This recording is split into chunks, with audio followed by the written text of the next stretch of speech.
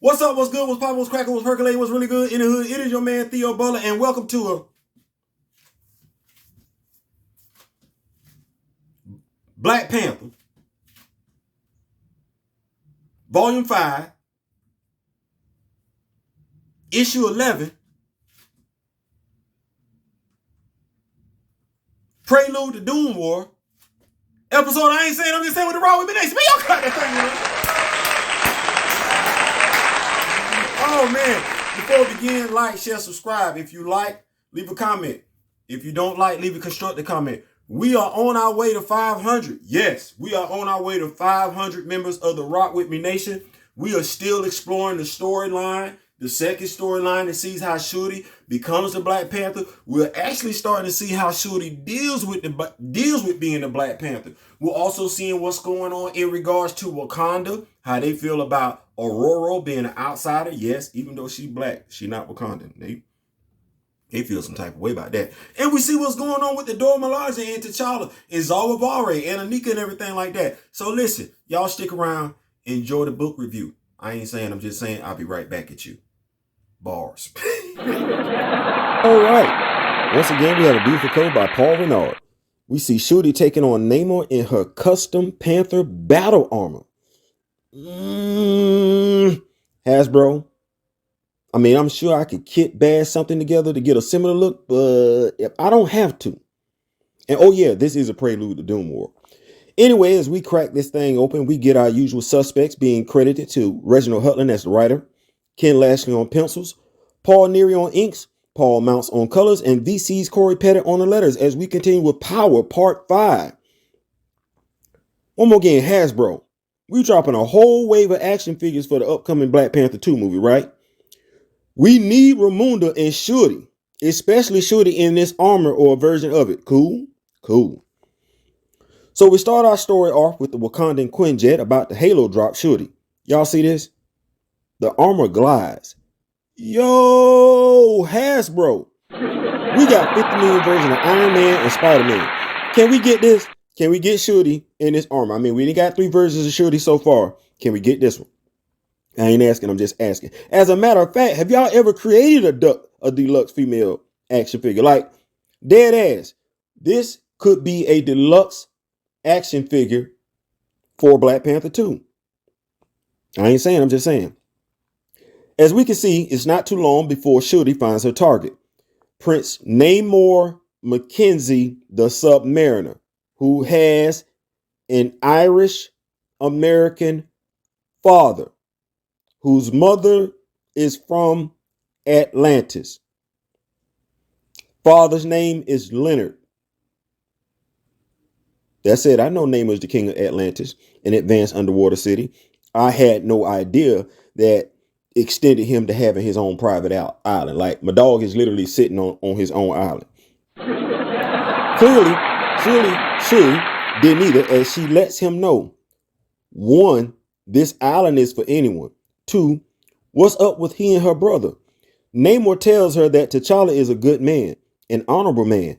Considering where the 2 characters are at now in the comics and how they will be portrayed on the big screen in December, this is a sentiment we will never hear from Namor, and as he will be directly and or indirectly responsible for T'Challa's death, this probably isn't a sentiment he's going to utter to Shuri either, so we're just not going to get this. I find it odd that 2 characters we identify with as a people, T'Chaka and T'Challa, are killed off while their antagonists will either live on or continue to live on in the Marvel Cinematic Universe and are continuously celebrated. You read where Namor states that without honor, life is meaningless?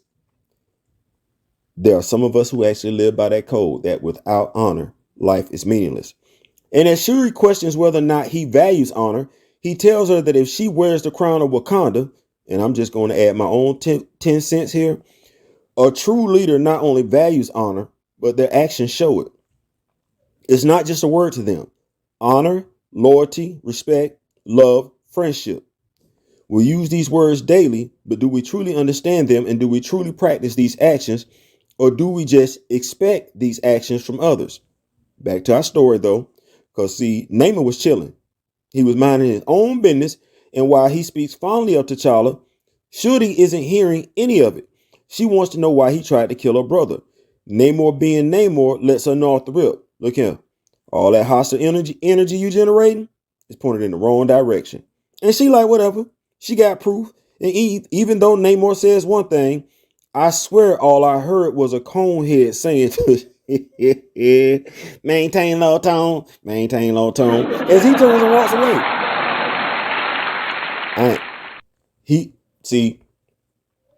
He don't know. She black. Shuri puts her hands on the shoulder and tells him not to turn his back on her. Cause we know you don't really turn your back on a black woman. That ain't really that ain't gonna work out for you in your favor. And she asked him, she's like, why did you attack T'Challa? Namor flat out basically tell her like, hey man, look, go home, learn some manners, and don't come back till you do. Remember when I said you never turn your back on a black woman? You can't turn your back on a black woman and tell her to go home and learn some manners and not to come back till she does. And you don't think that's gonna go left. and that's exactly what happened. It goes left. Y'all see Shuri putting her foot in Namor's hind parts? Yep. That's how left it went. Can you imagine Flea overhead shaking his head like, bruh, bruh, you ain't tell her that, bruh, cause he know Flea a black man. He know you talk to a black woman like this. And I'm saying this because I don't know. You know, this might be what it is with other women. I just don't know because I'm not experienced with other women. I definitely know though that this is a black woman experience. And as Nyx talks about Shuri's chances as long as she can keep Namor on land. Flea reminds her that the two of them are on an island, a real small island. From there, we move back to N'Dega and N'Toka still debating the issues plaguing Wakanda. Shuri's leadership abilities and Aurora's mutant status. They just question it all. Well, N'Dega is. N'Toka explains that she is tending to the fields that have dried up unnaturally, to which N'Dega scoffs. Once again, he calls Aurora a witch. Like this dude, they call her out of name so many times. You know what? Never mind. He gonna get his later on though. I ain't saying, I'm just saying. Back on the island, we see Shuri and Namor throwing down with the broker observing the battle from a safe remote location. It's a lot of trash talking going on here. Shuri telling Namor she's basically getting off on seeing his blood fly, but he tells her he done went toe to toe with Iron Man. And if there's any questions as to who has the superior technology, Stark or Wakanda, Shuri answers that by saying that Stark tech is last century. The Desert Sons she deploys do their job as Namor is weakened because he's drying out. And Shuri, she feeling herself. She feeling pretty confident, even though she's cautioned. And I say this as a rookie in the mistake that she underestimated Namor and his strength and his proximity to the water. Right. Buddy comes out the water and he pissed. And while she's being told in one ear she can't fight Namor like this, Namor is telling her to her face with one hand around her throat that he done being nice. Now she finna catch these. Well, I started to say she finna catch these fins. I mean, she finna catch these winks. Okay. She gonna catch them hands. Cause he literally could give us some fins, some hands, and some wings. Whatever she want, he got it for fade to black. Or not. Fade to Wakanda. Back in Wakanda, we find T'Challa addressing the Adored Ones with Zaravari in the background. This be one of those speeches you hear right before you face off against an opponent. He tells them that their enemies are terrible and that they need to be more terrible. He goes on to say, in the history of Wakanda, in the history of the world, there has never been anything like them. That they are a new order of warrior. That they are secret, unknown. That they have their cloaking spells, their own sorcery, Wakandan sorcery. Listen, the Doors was already beating ass. I don't finna make the Doors OP. I ain't. Anyway, it's kind of crazy here. You have it on Reginald Hutland, on the Reginald Hutland run, where Wakanda is finally embracing her mystical, sorcery, alchemy, i.e. tradition, and combining it with her more modern technological side. The same initial story arc shouldn't be revisited every time we get a new writer. Nevertheless, because it does, we always got these story arcs with these writers where we got to get the Wakandans to feel comfortable again, combining technology with tradition, modern versus. Nevertheless, his speech has the doors wanting all the smoke from whomever wants to bring it. Annika informs them that they aren't just training today, that between her and Zawabari, they will use the robots and sorcery to try and kill them. Those who survive will earn the right to stand beside, not behind, stand beside T'Challa when they face the enemy. After that, it's fight or die as all hell breaks loose. Back at the fields, we find Aurora and a couple of scientists remarking on how unnatural the fields constantly drying up is. One of them tells her that although he doesn't believe in sorcery or magic, and Aurora interrupts him, she tells him that she does, and this is the darkest kind. Before they can continue, they are interrupted by a group of Wakandans who accuse Aurora of killing their crops.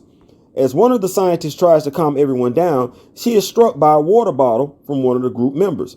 Things immediately go from bad to worse as one of the Wakandans reaches inside his shirt.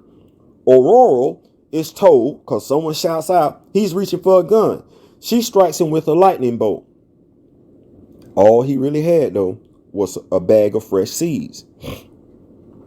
That's all Ndega needs as he uses wordplay to paint her as a villain on the news broadcast, WVOX, I think that's what it is. It's crazy how people can see something with their own eyes, but allow their ears to decide what they saw or not. They allow their ears to influence what their eyes see. Damnedest thing. No one says that she was told he was reaching for a gun. No one mentions that one of the scientists was struck. If you haven't got it yet, yes, I'm drawing a parallel between events we actually saw take place, saw the outcome, and allowed what we are told to influence what we saw with our own two eyes in reality. Like I said, damnedest thing. We see here that the broadcast from WVOX is being observed by Doom and the Broker. Doom is cautioned, though, that although T'Challa and Aurora have been removed from the board, Shuri is very much still in play. Doom, though, is confident that Namor has taken care of her. Next page over, we find Namor standing over and begging Shuri to stay down. And once again, she's like, nah. The King of Atlantis questions why she's doing this. Why is she making him basically put hands on her? Right before he's about to land what looks like a fatal blow, he's told to stop by none other than Reed Richards, the Thing, and the Human Torch. 3/4 of the Fantastic Four. Somebody had to stay home and watch the children. It was probably Susan's turn, because I'm pretty sure her and Reed go back and forth doing it. Apparently, he has a bad habit of interfering when two friends of his are trying to kill one another, especially when they've been duped. Back in Doom's throne room, the Broker informs him that they are ready to make their move. They have the Stewardess agents in the government as sales. They have the Stewardess agents in the government as well as sales that are on high alert. T'Challa, however, cannot be located. Where earlier Shuri was underestimated, now so too is T'Challa. Underestimating one of them is bad enough. Underestimating both, it ain't gonna go the way you want it to. From there, we find T'Challa, Annika, and Zawabari overlooking the remains of the battle between the Daughters and the Doombots. 28 daughters still stand out of 30. Make sure that their families receive full compensation. Add their names to the scrolls of the fallen. We will always honor our dead. That is what T'Challa says. Do I need to say that part again?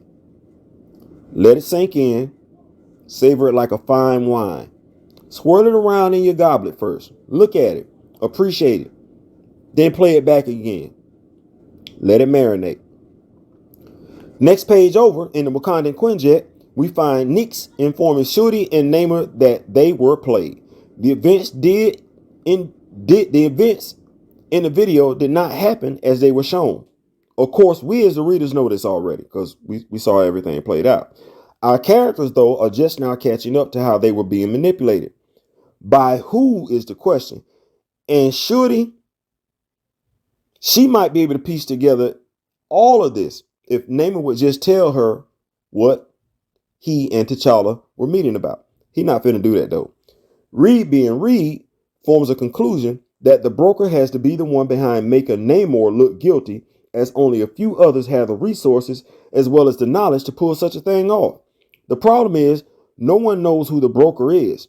After further conversing to deduce the motivation behind such chicanery, Reed states that the vibranium, when added to any weapon, makes it immediately more dangerous. When Zakar mentions who is protecting the vibranium, like, look, we got Wakanda soldiers protecting the vibranium.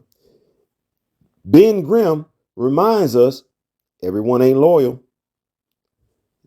You know, when I think about people in loyal, I keep hearing Chris Brown in my mind singing a song. Neo's loyal. Nevertheless, the solutions start with the broker, whom Reed can track via his equipment. And what does Shuri say? She's going to tear him apart. Like, is it just me, or does the Princess Regent have some serious anger management issues? I ain't asking, I'm just asking.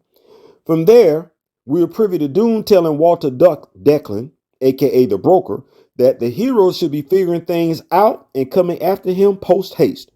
We see in the background that the broker got a whole room full of backup. Like, he got some serious backup. And if we look closely at his forearms, he looked like he ready for the smoke as well.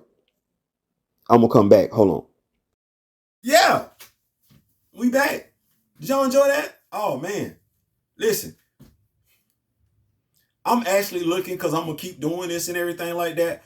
I'm looking forward to Doom War. I'm actually looking forward to Claws of the Panther for a whole different reason. Like, I can't wait to get, like, honestly, I just want to go ahead and get through these issues and get to Claws of the Panther, so y'all can see just how, for lack of better terminology, how bloodthirsty Shuri is, because she don't mind putting hands on people.